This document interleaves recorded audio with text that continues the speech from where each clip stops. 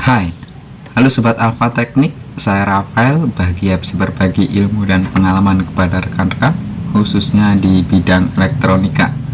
Dan di video kali ini kita akan memperbaiki TV Sunken tabung yang keluhannya menurut pemiliknya mati total. Oke, kita tes dulu. Oke, saya sudah colokan dan kita akan tekan tombol powernya. Tidak ada tanda-tanda nyala. Biasanya di sini ada lampu LED yang menyala, tetapi ini tidak ada. Oke rekan-rekan, bagaimana cara memperbaikinya? Ikuti terus video ini. Jangan lupa klik like dan subscribe untuk mendukung saya.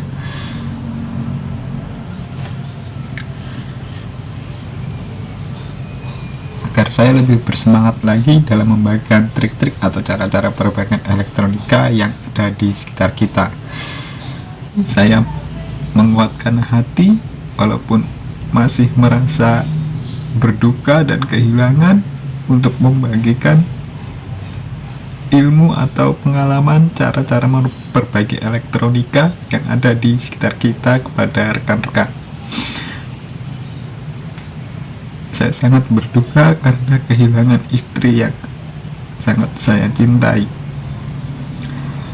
Video kali ini saya dedikasikan untuk mendiang istri saya yang selama ini mendukung saya dalam membuat konten YouTube. Oke rekan-rekan, bagaimana cara perbaikannya? Ikuti terus video ini sampai selesai, karena ini mungkin saja bisa diterapkan untuk TV-TV lain, karena teori dasarnya hampir sama. Oke rekan-rekan, langsung saja kita perbaiki TV Sunken yang mati total ini.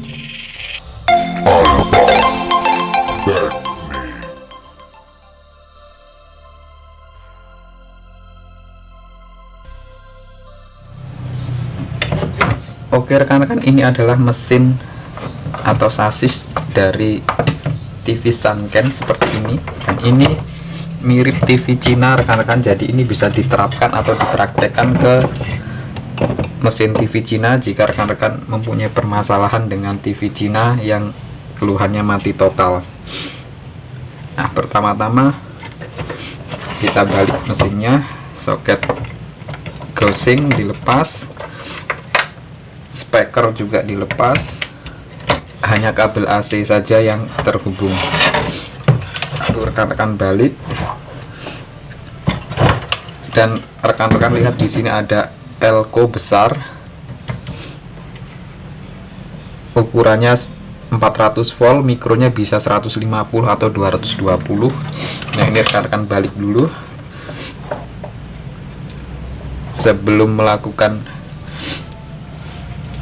pengukuran, pastikan tombol powernya di depan sudah on.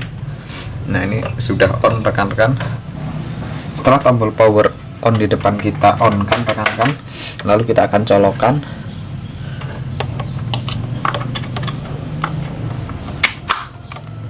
Ya, kita colokan. Setelah kita colokan, kita siapkan avometer skala kali DC volt ya.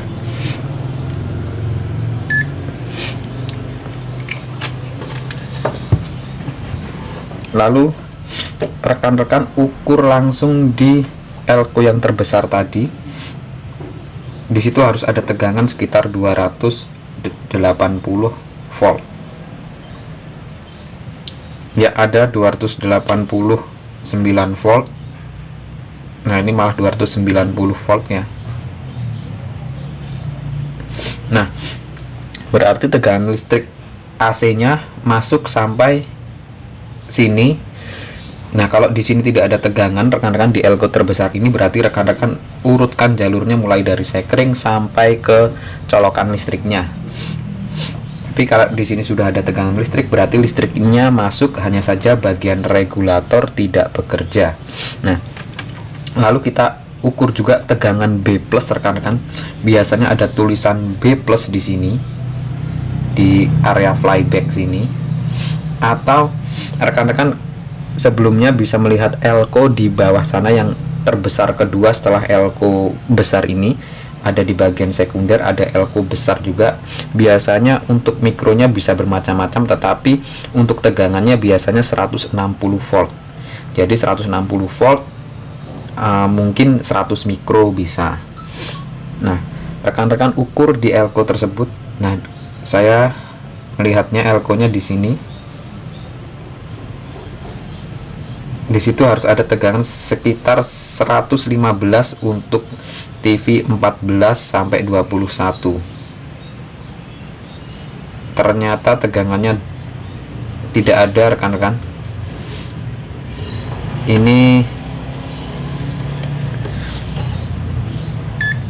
Nah, tidak ada tegangan, rekan-rekan, di sini. Nah, ini 0, berapa? 0,42 milivolt. Jadi anggap saja ini tidak ada tegangan karena milivolt, kecil sekali, sangat kecil. Ini anggap saja tidak ada tegangan ini jadinya. Nah, itu mengapa lampu indikator tidak menyala. Lalu setelah kita ukur, berarti menandakan bahwa regulator tidak bekerja. Lalu kita cabut lagi stekernya, rekan-rekan, colokannya kita cabut. Nah, lalu rekan-rekan, untuk permasalahan di bagian regulator seperti ini, setelah kita cabut, jangan asal pegang area regulator karena rekan-rekan bisa kesetrum. Karena di elko terbesar yang 400 volt tadi itu menyimpan tegangan sebesar 280 volt tadi. Kalau rekan-rekan sentuh bisa kesetrum. Lalu caranya gimana untuk membuangnya atau untuk membuang muatannya? Rekan-rekan siapkan lampu pijar seperti ini, atau bisa menggunakan ujung solder stekernya seperti ini, kita colokkan di sini. Tapi hanya saja biasanya agak sulit ya. Nah, rekan-rekan siapkan lampu pijar seperti ini, lalu kita buang menggunakan lampu pijar. Nanti akan menyala berkedip.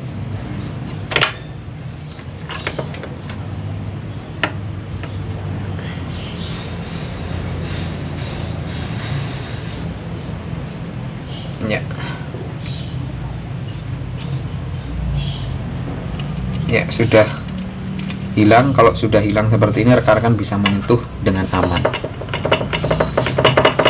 Oke, setelah tegangan di sini hilang, karena ini bagian regulator yang tidak bekerja, rekan-rekan bisa cek untuk TV Cina seperti ini. Biasanya ada resistor kembar atau sama ukurannya yang dipasang secara seri. Kalau di sini terdapat R521 dan R520 di daerah sini. Saya akan flip. Nah, ini desain layout dari mesin TV Sanken, dan ini mirip dengan mesin TV Cina untuk bagian regulatornya. Nah, biasanya dari sini, dari sekring, lalu ke elko besar ini, lalu akan ada resistor kembar untuk menurunkan tegangan, sehingga untuk menstandbaikan rangkaian regulator. Di sini ada resistor kembar di sini. Ukurannya biasanya 120K atau warna gelangnya coklat, merah, kuning, dan emas. Nah, biasanya ini ada dua dipasang secara seri. Nah, di sini sepertinya yang satu letaknya sudah di bawah, kita lihat. Nah, letaknya yang satu sudah di bawah. Nah, rekan-rekan bisa ukur resistor ini. Untuk mempermudah, kita lepas saja resistornya, atau sebetulnya bisa diukur langsung di PCB, tetapi untuk mempermudah rekan-rekan memahami, kita lepas dulu resistornya. Oke, rekan-rekan, resistornya sudah kita lepas. Kita akan ukur menggunakan avometer skala kali ohm. Lalu kita ukur. Warnanya coklat, merah, kuning, berarti 120K.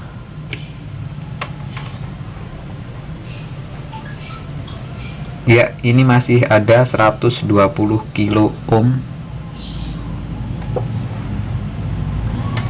Lalu yang ini masih ada 118 kilo ohm. Nggak masalah rekan-rekan, kan ada toleransinya juga untuk resistor seperti ini. Nah, jadi resistor ini masih baik-baik saja. Lalu kita pasang lagi rekan-rekan. Dan sering juga terjadi resistor ini salah satunya putus.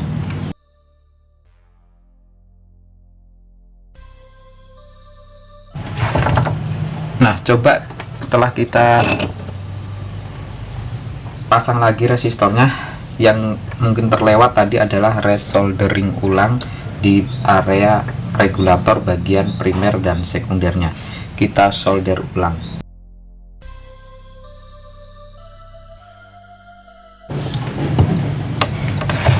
Oke, setelah resoldering ulang, kita coba nyalakan dan kita ukur tegangan B plusnya. Saya sudah colokkan, lalu langsung ukur saja tegangan B plusnya di elko B plus. Ternyata masih tidak ada tegangan. Nah, kita cabut lagi, lalu kita buang dulu muatannya ya rekan-rekan.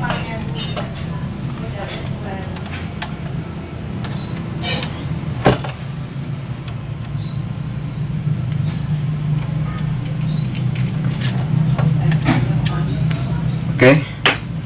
Nah, lalu untuk selanjutnya rekan-rekan bisa cek di area regulator sini.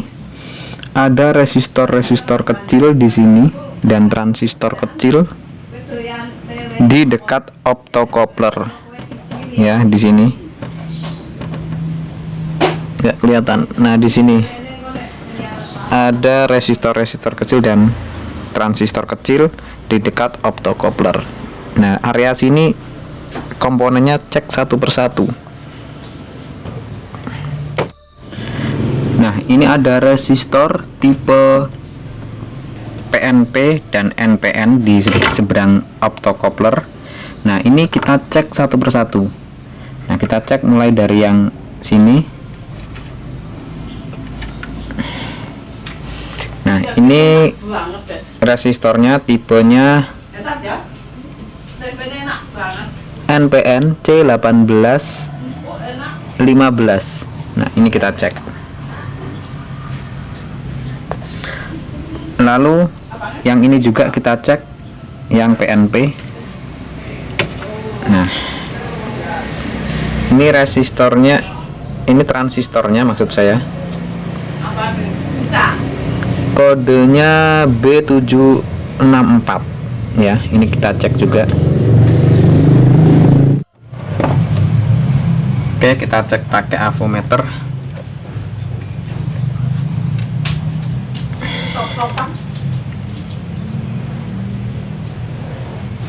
Gerak, balik, tidak gerak. Ya, jadi transistor yang C1815 ini masih bagus, kita pasang lagi.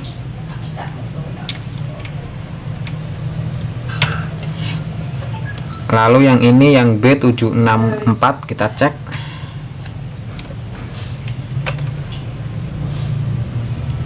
Jarum bergerak, dibalik, bergerak. Berarti ini rusak ini ya rekan-rekan, yang transistor B764 ini rusak. Ini tipenya PNP. Jadi rekan-rekan bisa mencari transistor pengganti. Coba kita cari dulu ya rekan-rekan.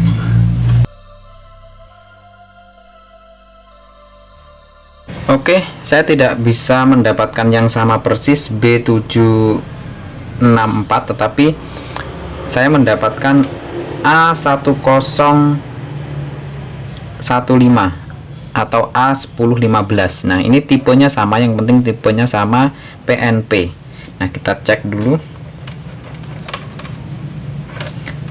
Nah, bagi rekan-rekan yang ingin belajar cara mengecek transistor, bisa ikuti channel Omega Ria Teknik. Di sana saya membagikan tips-tips untuk pemula. Bergerak dibalik, tidak bergerak. Ya, ini masih bagus rekan-rekan transistornya. Nah, jadi ini jelek, kita buang, kita pasang.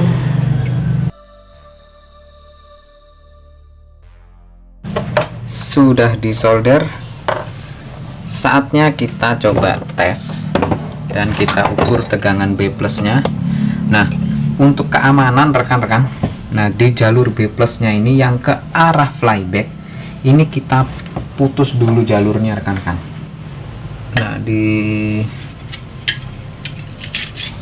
sini, nah rekan-rekan bisa memutus jalurnya di bagian flybacknya sini, nggak apa-apa, di cutter atau dilepas resistor jumpernya. Kalau saya lebih suka di cutter. Lalu dikerik supaya nanti kalau kita nyambung tinggal ditetesi tenol saja. Nah, oke, lalu kita colokkan rekan-rekan. Oke, saya sudah colokkan. Lalu kita ukur tegangan B plusnya.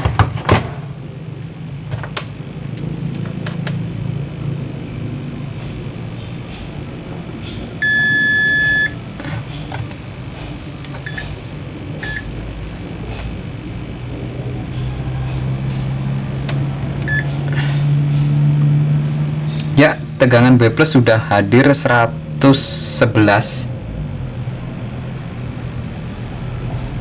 Ini 112 ya rekan-rekan, 112 atau 111. Ini sudah cukup untuk menyalakan TV.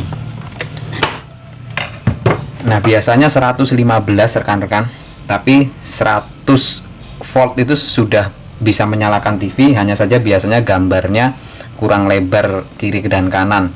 Nah, itu rekan-rekan bisa adjust sampai tidak harus 115 rekan-rekan, karena semakin kecil tegangan B plus nanti flybacknya semakin awet, transistor horizontalnya pun semakin awet. Jadi posisikan tegangannya pas dengan layarnya. Oke, kita cabut dulu rekan-rekan. Kita cabut, tegangan B plusnya sudah hadir, berarti ini seharusnya TV ini bisa menyala rekan-rekan. Nah, kita sambung lagi untuk jalur B plus yang kita cut tadi, yang ke arah flyback. Oke, setelah kita sambung jalur yang kita potong tadi rekan-rekan, saatnya kita coba tes.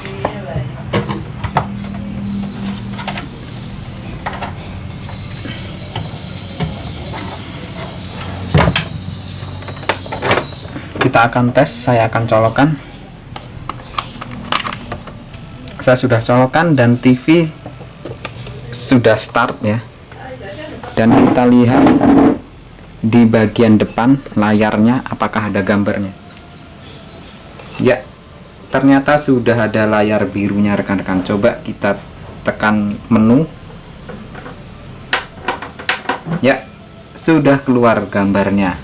Nah, ini saya tidak akan menampilkan siaran atau channelnya karena harus pakai set-top box rekan-rekan. Tetapi intinya untuk permasalahan mati totalnya kita sudah bisa memperbaikinya. Ternyata kerusakannya di transistor tipe PNP ini, yaitu B764. Ini bisa diganti dengan A1015 karena tipenya sama. A dan B untuk tipe transistor itu sama, dan biasanya juga di TV-TV Cina yang lainnya tidak menggunakan B tetapi menggunakan A1015. Jadi TV ini sudah bisa menyala. Oke rekan-rekan, seperti itu dulu video kali ini. Jangan lupa klik like dan subscribe serta share videonya agar ilmunya bermanfaat bagi orang lain juga, serta menjadi ladang pahala bagi kita semua. Hargai ilmu dan pengalaman, karena ilmu dan pengalaman itulah yang dibayar mahal. Oke rekan-rekan, sampai jumpa di video-video saya selanjutnya. Terima kasih buat almarhum istri saya, Kristiana Ria Pranita. Damailah di surga bersama anak kita, Kristabel Cynthia Omega Harahap. Sampai jumpa sayang.